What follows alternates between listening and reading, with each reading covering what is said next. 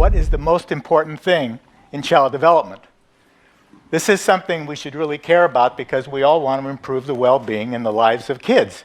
So what are the most important things in child development? So I'd like you to help me to get started. So think of a child. Really do it. Like bring up a child in your mind's eye. Close your eyes. Think of that child. You got it? Now if you could do something, the most important thing to influence the life of that child, what would you do? When I've asked this question to Western audiences, there's a whole litany of important things. Provide attachment security, good nutrition, provide it with good playmates, stimulation, lots of stimulation, perhaps a religious or spiritual pathway, which will be important to the child. Provide a trust fund so that the child will have resources as it grows older. Some of the parents in the audience mention other things like, it's the toilet training, just get me through the toilet training, or get my kid to sleep, or they bring the homework sheets home and then they get lost. So there are a lot of things that we think of as important things in child development. And although all those things are important, and of course there's no one thing that would be the only important thing, none of these, in my view, are the most important thing. The most important thing you could do would be to decide or think about where in the world is that child growing up. All the things that we think of about the child depend on the context in which the child and its family are living. What family, what neighborhood, what community, what nation state will that child's life pathways be determined in? Most of the things we think of, nutrition, having a trust fund, that religious pathway. Is there one religious pathway? Are there many? What does that religious pathway entail? All of these things depend on the child in some particular context. Most of us, when we do this, and many of you probably brought up in your mind a child sort of floating in space. Now, for analytic or research reasons, it might be useful to think of a child as an autonomous person, but that child does not exist. The only children that exist are children in the world who really live there, and the importance of keeping the context in mind needs to be brought out more strongly in how we think about kids and how we try to improve their well-being. I first saw this when, as a young anthropologist, I went to Kenya. I was studying the effects of urban migration on children there. I've subsequently done many research projects to try to improve the lives of kids, or at least understand that in different places around the world and in the US.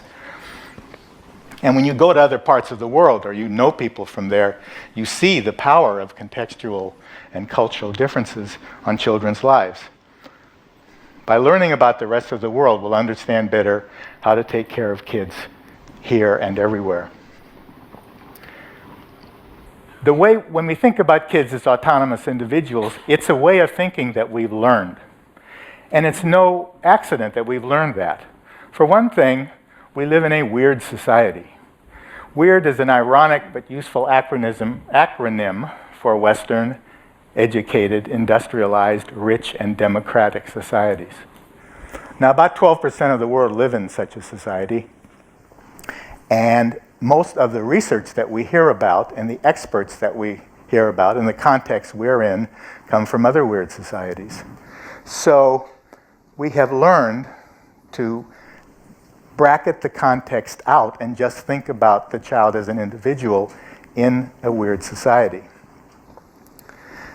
Research is in the same way, mostly from weird societies. In psychology, for example, over 90% of the research studies are done in weird societies with samples from those parts of the world. If you're an undergraduate in a college or university in the West, like some of you here, you are 4,000 times more likely to be in a research study than a randomly selected person from the rest of the world. What if we take account of the other 88%? Because by doing that, we'll see the importance of context much more clearly. Fortunately, there's a wonderful scientific research literature to help us do that. There are also increasingly people that we know who have grown up and lived in those societies, and we can go and visit them to see the importance of this. Now, even weird societies are diverse in context, and the rest of the world way more so. And so you can't possibly see or understand all of the differences, but I'm going to mention a few that I have seen myself and that offer an important and useful contrast to weird societies.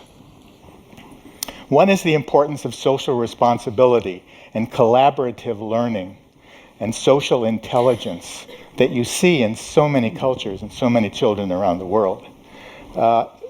Unfortunately, the parent of one of the children you see in that slide from a rural school in Kenya has died. And after lunch, all of the children are going to take those sticks of wood, which each of them have brought a few, to school that morning. They're going to put the wood on their heads, they're going to walk to the child's home, pay their condolences, and bring the wood, which is needed to prepare for the funeral that's coming in the next few days. It's phenomenal, the amount of apprenticeship, adult-child contextual learning that you see around the world. Another is multiple caretaking of children. Kids are raised by a lot of different people. Care is socially distributed. Children are very securely attached, but they're attached to a social a setting, a family and other members that help take care of them. They're likely to be part of a community of care. Unfortunately, large numbers of children in the world live in very harsh environments with oppression and uncertainty and deep poverty and inequality and toxic environments and chaotic family situations that often result. Girls' lives are likely to diverge from boys as boys and girls get older, say after early childhood. So the way girls' lives play out vary and the way boys' lives vary, but they're likely to be more divergent and differentiated than we find it here. The institutions that children are living in and will grow into are different. Marriage may be collectively or group arranged.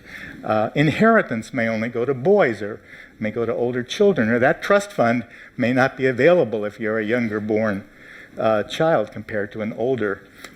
Children are more likely to grow up in large extended families or in single mother households that are very isolated and where there's a very harsh environment facing many children. So, bring up the child again. Let's do it again. Think of the child again. Where is the child living? What is the world in which the child is living in? And perhaps the most important thing, what kind of child or person is desirable and considered morally important in that community? That is one of the most important things about child development. Well-being is the ability of a child to actively participate in the activities that society thinks is important and desirable. So to help children around the world, when we think about this topic, bring up in your mind the context, the whole world around the child, and we'll do much better at improving the lives of children everywhere. Thanks very much.